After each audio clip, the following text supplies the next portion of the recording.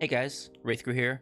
Today I am bringing you a full settings guide that covers not only in-game Apex settings, but it'll also cover NVIDIA settings and my Autoexec / launch options to help your game run the best it can and look the best it can without sacrificing your frame rate.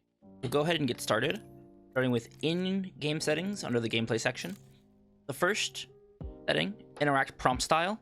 This changes how much information is displayed when you hover over an item. I use compact as it displays very little because I already know what all the items in the game do. I don't need to be told what an extended mag or a sniper stock or a 3x scope looks like. However, for newer players, you may want to change this to default. It shows you more information about what it can be used on, as well as a small little description so you actually know what loot you want to prioritize or what these special hop-ups do. Our second tip, button hints. It shows little buttons underneath each of the elements of the HUD to kind of give you a reminder of what buttons you want to press. I play with this on personally, just so people can see that I play on MNK and kind of, see what keybinds I use. But if you want a cleaner HUD, I would recommend turning this off. It puts less on your screen, even though it's marginal, and it just makes your game look a little bit cleaner. For our third option here, crosshair damage feedback, this gives you a hit marker on your screen for when you actually hit a target with an ability or a gun or anything like that, whenever you deal damage to an enemy. I recommend having this at least on, but this is personal preference mostly.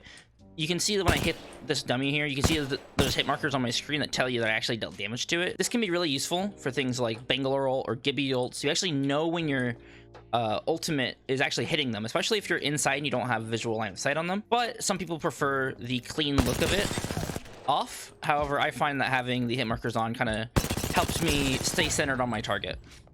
Next, we have damage numbers with 4 options. Off completely removes damage numbers. I do not recommend putting this setting on, as you have to guesstimate how much damage you've done to opponents, and overall, when you don't know an opponent's full HP or whatever, it makes it more difficult. I'd recommend having it at least on one of the other options. Stacking makes a damage number just increase as you deal more damage to it. You can see that the number goes from 13 to 26 and then it keeps counting up from there. Floating, instead of making the numbers actually build up, it shows them individually. So you see as I hit this dummy, it goes, you can see all the 13s from it.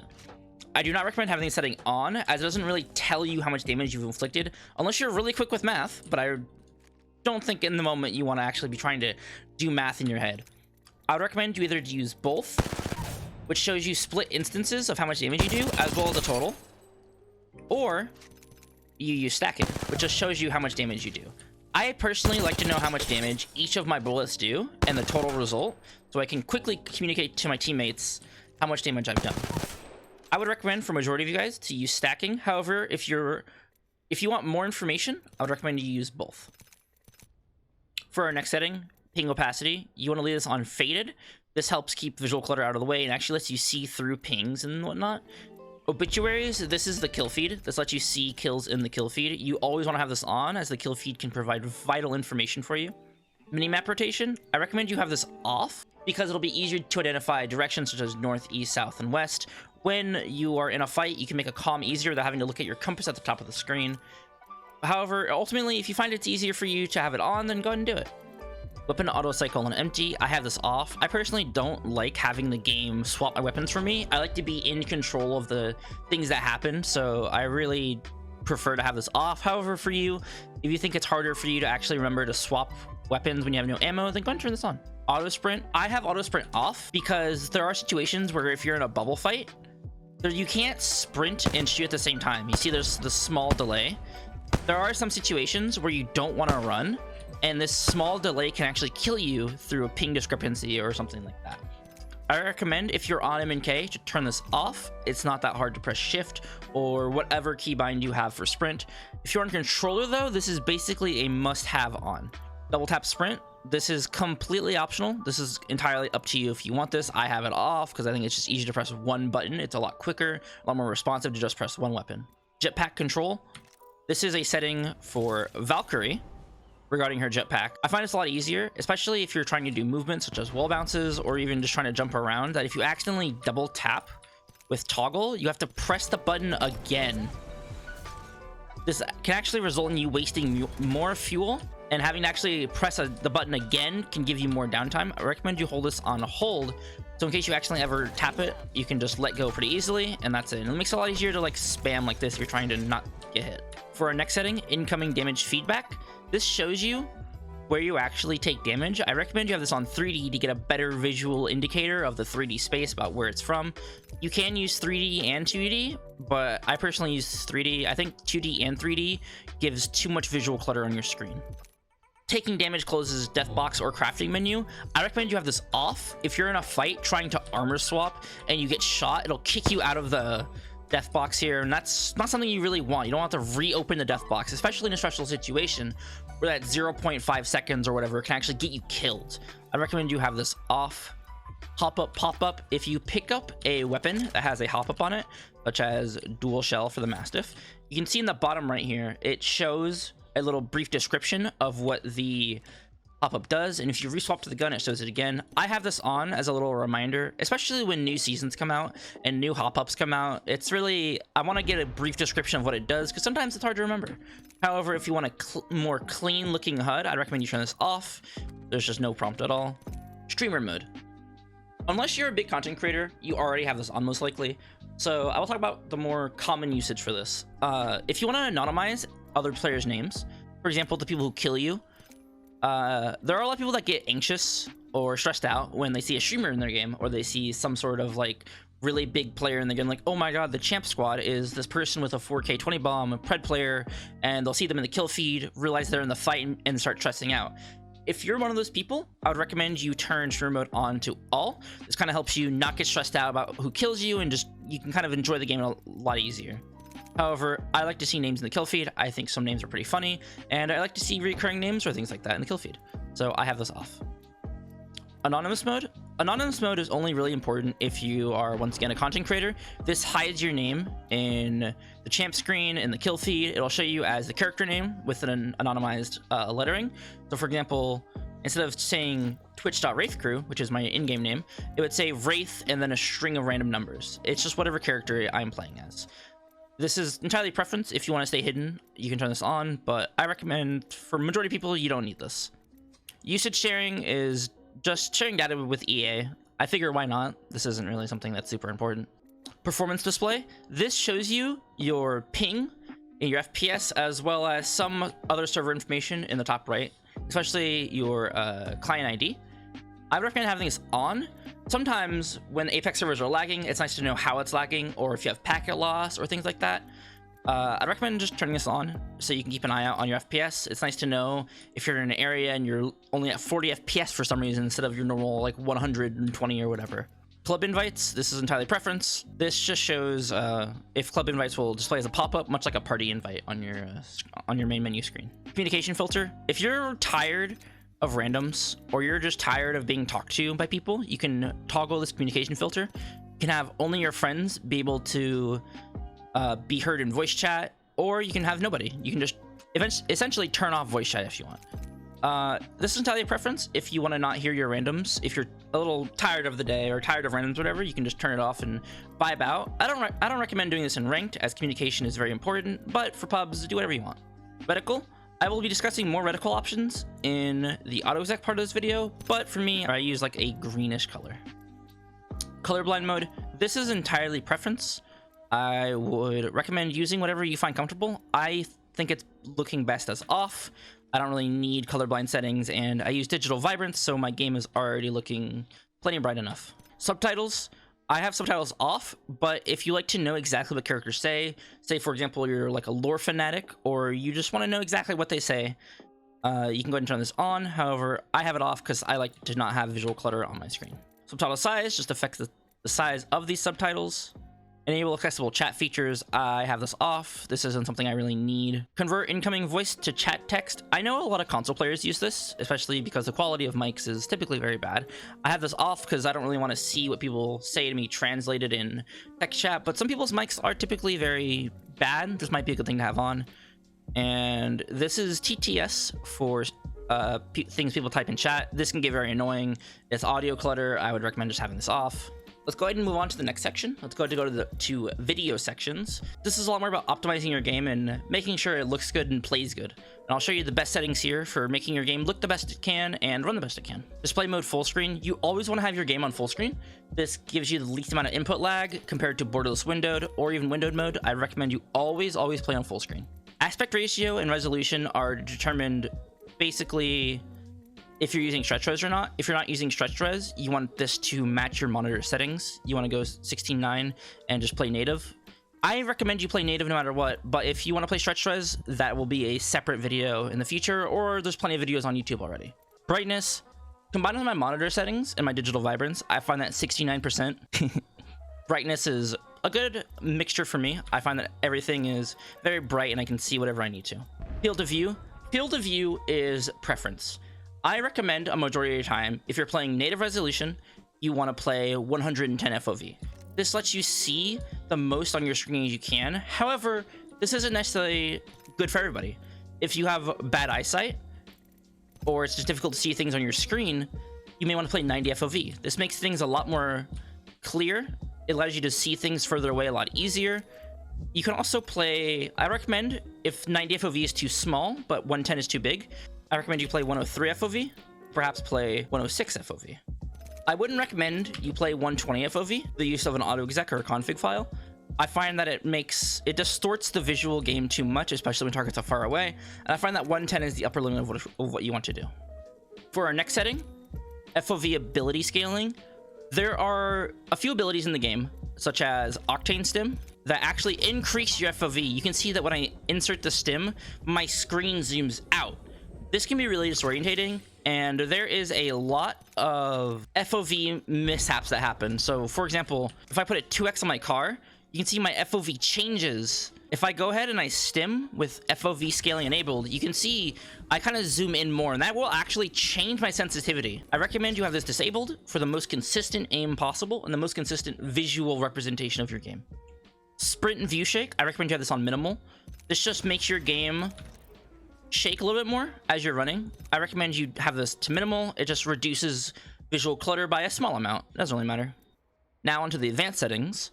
We look at VSync. We want to have this disabled. VSync is typically very, very bad, especially if you have above a 60 Hz monitor. Just turn off VSync.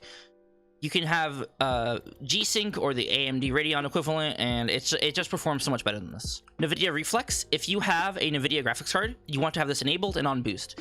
This decreases the latency in which your game actually takes to register inputs, and it increases your PC responsiveness at the cost of some in-game performance, but overall, it's very much worth it. Adaptive resolution FPS target. You want to have this off.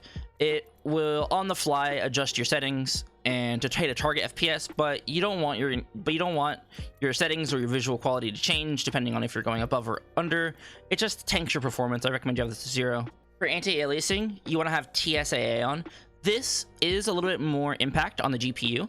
However, it cleans up jagged and kind of mixed lines in the distance and gives you better visual clarity for a small decrease in frame rate performance. I recommend you have this on just for visual clarity. Texture streaming budget. This setting can go as high as VRAM you have. Now keep in mind that VRAM is not equivalent to the RAM in your computer. If you have 16 gigabytes of RAM, you can't go do insane if you have an older graphics card. Apex Legends will actually give you a warning if you're trying to set this value too high, so just set it as high as you can. It does not actually affect your game's FPS performance. You can see here this warning. If I have no texture streaming budget, it won't tell me that. It will tell me that it's not recommended for my VRAM budget, but it'll actually decrease the quality of textures in your game. And to make my game look the best it can for montages and content and just playing the game in general, you can have it as high as you want, and it won't actually affect your performance. It might make your frames drop between 1 and 4, but it's typically not that big of a deal. Texture filtering. Texture filtering basically makes your game look a little bit more sharper. I don't think it's necessarily something you need, so I have it set down to bilinear. This can actually affect your performance if set up super high. Ambient occlusion. I would also recommend having this on disabled to make your game run the best it can. Most of these settings here you'll see are very low, such as sun shadow coverage, sun shadow detail. Spot shadow detail, volumetric lighting, dynamic spot shadows. I have all of these set to low or off because this gives me the best FPS possible. And the only thing I have set to high here is model detail. Model detail just makes the characters appear in higher quality and kind of shows the better details on legends. This can be turned off. I find that it doesn't have that big of an impact on performance and actually makes characters look a little bit better, and it makes them a lot easier to define. Now on to audio settings. Volume and all of that is all preference. It depends on how loud you want the game. I beg you, if you are playing with randoms, even if you're playing with a friend, if you have a random on your team, please do not go open mic. Open mic is very disruptive and it's hard. You're most likely going to get muted and a lot of your calls are getting missed out, especially if you're playing ranked. Just leave it on push to talk. That's all we need. Voice chat in this game is very quiet sometimes, depending on people's microphones, so I just have this set to 100, and if someone on my team is really loud, I just go ahead and turn it down. The rest of this is completely optional. Sound and background, I recommend having on, because if you're alt-tabbed out of your game, or you're like browsing Twitter or something like that, you can actually still hear the sounds in the game, so you know when the ship is going to drop, when you're dropping, and things like that. I recommend I have my music all off because I typically listen to my own music when playing the game, and I don't really like the in-game music. I find it can be disruptive in some parts. I also have dialogue volume to 14%. There are a lot of players who don't like having sounds on, or at least voices on. However, there are some very important voice lines, such as "we're being third-partied" or "a hostile landed near me," that you might want to be able to actually hear, rather than rely on text cues or your own game sense to figure out. Now, onto my mouse and keyboard settings. I'm primarily a mouse and keyboard player. I don't have good controller settings, so if you're here for that, I apologize. I'm not really too qualified to actually talk about them, but we'll go ahead and go over my mouse and keyboard settings here. My sensitivity, I change my sensitivity every so often based on my goal and what I'm trying to do. Right now, as of recording this video, it is 1.4 in-game and 800 DPI. If you want to stay up to date on my sensitivity, you can go ahead and hop on my stream and type the !sends command to see actual sensitivity. ADS mouse sensitivity, I only run 1.0, and this causes a slowdown when you aim down sights. This is really important for faraway targets. You can tweak this as you want, but I recommend playing something close to this. As targets farther away, you obviously have to move your mouse less, and you want that slowdown. I wouldn't recommend playing 1-to-1. However, there are plenty of resources out there for you to figure out how to do 1-to-1 and things like that. You can just play 1.0 ADS. Mouse acceleration. Mouse acceleration is a good tool to use, but I don't know how to use it, and if you do want to use mouse acceleration, you should use a tool such as wrthcrw and not the actual in-game function for mouse accel. Mouse invert, this just makes it to where when you look down, it goes up, and when you move your mouse up, it looks down. I would not recommend having this on. Lighting effects, this lets Apex take control of your lighting settings. I wouldn't recommend doing that. I think it's very useless. Now on to my keybinds. Move forward, back, left, and right are WASD. I also have move forward on scroll wheel up. This is important for tap strafing. If you know what tap strafing is, this just applies a bunch of lurches, so you can actually redirect your character like this using the mouse wheel. I'll have a full guide about tap strafing and lurching and all that in the future, so be sure to stay tuned for that. I have sprint on left shift. Jump is on space and mouse wheel down. It makes it easier to b-hop like this if I want to actually b-hop, and it's very important for things like zipline super jumps. You can interact with the zipline and just press scroll down, and it's a lot easier than having to actually time 2 jump inputs to actually hit a super jump, which I actually can't do that well. I have crouch toggle on V and C. This is for super gliding. It's a lot easier to super glide if you have 2 keys that are next to each other. So a super glide is a jump and a crouch input at the top of a climb. You can see here that if I press both with my thumb at almost the same time, it makes super gliding a lot easier, and I have it on V and C just for preference. Sometimes my thumb goes more towards C, sometimes it goes more towards V. I think it's just nice to have a backup. And I have my hold to crouch on left control. It doesn't matter if you use toggle or hold for super gliding, but I find that this is just better for preference. My tactical ability is on Q, ultimate ability on Z. This is normal. My interacting pickup, I actually swapped from E to F very early in my Apex playing time. I find that F is easier to press. You can't strafe right when pressing F at the same time because it's the same finger, but I typically find that I don't really need to do that at the same time because of tap strafing and like midair, like control and things like that. I just find it's easier to press than E. Alternate interact is X. This is a button I find that I don't need to press a lot, and it's on X because it's not really something I really need to worry about. Inventory, I have inventory on tab. This is just an easy button to press to access my inventory. It's also on I, but I have never pressed that, I think, in 2 years. Map is on M. You typically don't need to access the map unless you are, you know, like walking around the map. You're not in an active fight. So having it away from your movement keys is perfectly fine. And it keeps your last input from when you're actually walking. So it's not that big of a deal. Attack / shoot is on left mouse button. I don't really need to explain that. Toggle fire mode is on T. I find that having to toggle my fire mode is a lot easier to have next to my movement keys because I don't want to have to actually like use my thumb. I might want to change my ammo type for the car or change from double tap or anything like that when I'm running around, and I don't want to have to move my fingers off of W or anything like that. I actually play toggle ADS. You see, I don't have hold, I only have toggle. I find that toggle is a lot easier to use. It decreases the amount of pressure I put on my mouse trying to hold down toggle. And when I'm doing things like super gliding and all that, it takes one less button to actually have to worry about holding and pressing at the right time. I can just press it once and that's it, it's over. I also just find that when things like b-hopping, I can't press the right mouse button and scroll wheel and shoot at the same time. So I find that this is just a lot easier for my personal preference. If you want to try toggle, I'd recommend it. It's really useful in some areas. You can argue that in bubble fights and when using shotguns like the Mastiff, it's very difficult to actually effectively use. If I have a Mastiff and I'm toggle ADSing, all I have to do is press the button again to actually shoot.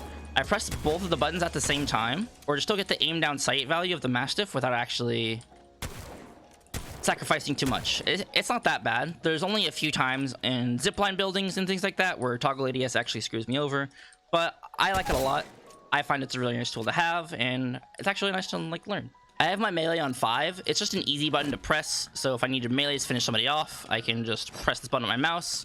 I don't have to worry about what keyboard button I'm pressing, and V and C are occupied by crouch, so I find this just an easy button to use. Reload is on R. That's pretty normal. Cycle weapon. I don't have cycle weapon bound because your scroll wheel is very important. Your scroll wheel is very important for tap strafing. It's also very important for jumping, for different movement techs, as I explained earlier. If you want to swap your weapons, I recommend you put it on 1 and 2 or any buttons like that. You can use your side buttons on your mouse, but please do not use your scroll wheel to cycle your weapons or change your weapons. It is very important because the scroll wheel can register about 20 inputs a second, which is inhumanly impossible. If I change my scroll wheel to interact, you can see that I can actually pick up all the items here insanely quickly, way faster than anybody even could, without having to mash my keyboard like this to actually pick up items. You can see that I can just, if you are off drop and there's an enemy contesting you, this will actually help you out. Say if this is a bin, I can grab all the items within like half of a second without having to worry about my opponent possibly beating me. They can still be because of ping discrepancy and things like that, but I find it makes it a lot easier. However, I use both of my scroll wheels for different things, so it can't really be used like that. But if you're not trying to tap strafe and you don't like your jump on scroll wheel, I recommend you use that instead. You can set special keybinds for every single healing item, such as using a syringe, using a med kit, using a shield cell. However, I don't use these. I don't think it's super useful. I don't have enough, my fingers don't have enough free space on my keyboard to actually do that. However, there are plenty of people that actually do this. So if you want to be very precise and not use the healing wheel, that's completely fine. It's completely up to you. I don't use it though. Inspect weapon. My inspect weapon is on mouse button 4. This allows me to just spin my kunai and inspect weapons really fast. It's just a personal thing. I like it a lot. I'm a Wraith main. What's new? What's to be expected? It just makes it really nice without having to press a button on my keyboard and have my keyboard go clack, clack, clack, clack, clack, clack, clack, clack every time. My emote wheel, and thank you, is on F1. It's something that I don't press in the middle of a fight, and it's nice to have it away from the rest of my keyboard. So when I'm in the middle of a fight, I don't accidentally emote and I have to break it and then pull my gun back out. It's something that's very far away from my keyboard. Ping. I have ping on middle mouse button. I find the only problem with this is that I can accidentally, when I'm trying to b-hop, I can accidentally ping, but it's not that big of a deal. You can cancel your ping. I don't have specific ping set up for specific callouts. I just use the ping wheel for everything I need. I have basically memorized where they all are. My push to talk is N. I don't talk to my randoms a lot, and when I do, it's not really in the middle of a fight, but I find that N is a good button to use as it doesn't, I can still move around fully. I just can't really jump with it, but I don't have any mouse buttons left, and N is just an acceptable trade-off. I can still move around fully and talk to my randoms if I really want to. Enter is my talk. It's simple. It's just a button that I won't press in the middle of a fight, so I won't be fighting somebody and then be like, oops. And that's all I really have for keybinds. These are all my in-game settings. So with this, we'll go ahead and move on to my NVIDIA settings to help optimize your game a little bit more. So here, I will go over my NVIDIA settings. If you don't know what NVIDIA control panel settings are, if you right-click on your desktop and click NVIDIA control panel here, it'll bring up a list of options for you to use to actually tweak your game settings that aren't actually changeable within the game. So my monitor is a 2K monitor, but I run it in 1920 by 1080 because running games in 1440p is pretty difficult, and I just find it's easier to stay on one single resolution. Let's go ahead and go into our 3D settings here. This is where you'll change all of your settings for Apex specifically. Go to program settings. It'll take a minute to load, but once you do, go ahead and select Apex Legends, r5apex.exe, and we'll go ahead and go over these settings one by one. Anthroposcopic filtering, you want to be application controlled. Anti-aliasing, FXAA off. Gamma correction on. Anti-aliasing mode off. You want to have this off entirely. Setting, none, doesn't matter. Anti-aliasing transparency off. It doesn't matter because the mode is already off. Background application max frame rate. You can turn this on, but I don't really think it's useful. CUDA GPUs. This just depends how many CUDA cores you want your GPU to use, which is all of them. You want your game to be running the best it can. Low latency mode, ultra. This will give your game the most responsiveness possible. Along with NVIDIA Boost, you want to set this to the highest option possible. Monitor max frame rate. I use and cap my max frame rate through an Autoexec, which I'll go over later, so I have this off. If you don't want to use an Autoexec or a launch option to do so, you can go ahead and set this to whatever you wish. Monitor technology, you want to use G-Sync or FreeSync if you're on an AMD monitor or whatever. If you're on an AMD monitor, this panel will be different, but you want to use G-Sync. It's V-Sync that actually functions and works really good.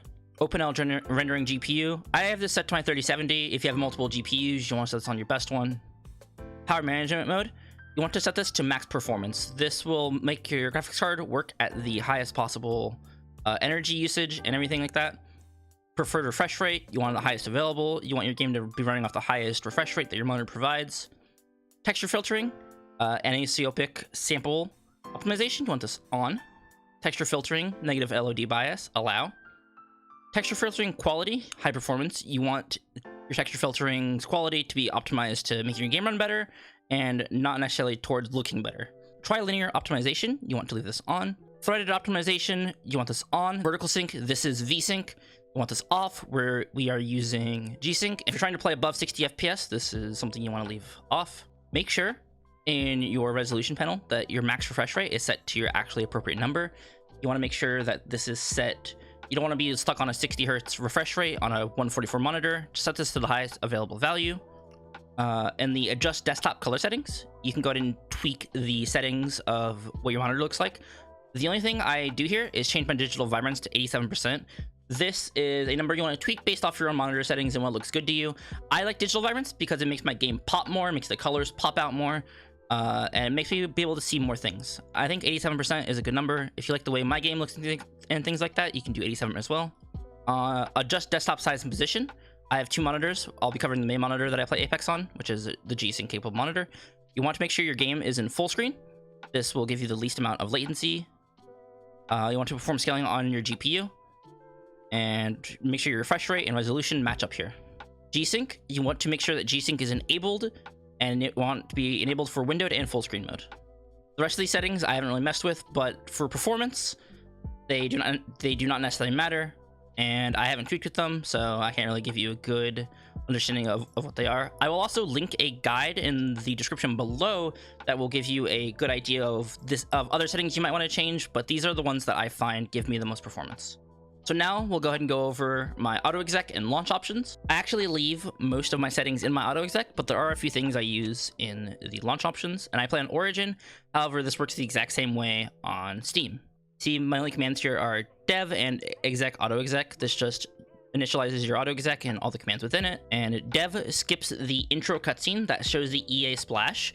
Back in season 7 or so, this screen was really loud, so I just enabled this, and I haven't seen the EA logo since then. And in Steam, you do this very similarly by right-clicking the game, go Properties, and you can see in launch options here, it's the exact same. Let me go ahead and open up my Autoexec and show you guys. So I am in my Apex directory. You can find this on Steam. If you go to browse under local files, it'll open this file up. Go ahead and go to CFG, and this is where the Autoexec is. I'm not going to include a tutorial on how to make an Autoexec, but I will show you mine. If you want my full Autoexec here, you can go ahead and head down into my Discord down below at discord.gg/wrthcrw, and you can just download this without having to copy paste it or anything, manually type it in. There are a few amount of things in here that are old, but some of these are still very good. So starting from the top, FPS max 166. This just sets your maximum FPS. I play on a 165 hertz refresh rate monitor, so I just capped at 166. You want to cap this at the frame rate you can get the most consistently. I recommend most people cap at 144 or 60 depending on your monitor. Find F12 exec autoexec. This reinitializes the autoexec, so if you make any changes, so for example, if you want to change your FPS to 60, all you have to do is save it and then press F12 in game, and it relaunches the entire autoexec. Crossplay user opt-in. This can actually disable crossplay, but there are a few bugs with it, such as with matchmaking, and it kicks you out of your club. You can't play with friends or anything like that, so I wouldn't really recommend trying this. It's just for fun. CL show POS 4. This actually shows your position in the top left of the screen and shows your velocity and things like that. It's just nice to know for testing numbers and things like that. Dev, this is already in my launch options, but I included it in here anyway. This just skips the EA intro. These last 7 inputs here, these are solely for making your game run better. It reduces the CPU load that your game has to go under, rendering things like ragdolls and particles, and it even makes the game fall back on some cheaper effects when your game is under load and stressed out. I hope you guys enjoyed this comprehensive settings guide, and I hope it answers any questions you might have about settings in general in Apex Legends. If I missed anything, please be sure to let me know in the comments below. I'll be answering questions and comments about things that I may have missed. And there'll be a pinned comment down below with any comprehensive full updates if I missed anything. And thank you guys for all the support and love lately. This guide will be updated continually as new seasons come out, and I'll add some more things that get discovered and whatnot. And yeah. If you haven't already, it'd mean the world to me if you subscribed. We're hitting some big numbers lately, and I would really appreciate if you guys would subscribe if you really enjoyed the video. I also stream on Twitch almost daily at twitch.tv/wrthcrw. We're getting close to getting partner numbers, and it would mean a lot to me if you can come by and stop by and say hi, or at least just drop a follow and lurk. You know, you don't have to come in and say hi. Do whatever you wish. And with all that out of the way, I hope you guys have a good rest of your day, and I really hope this video helped you.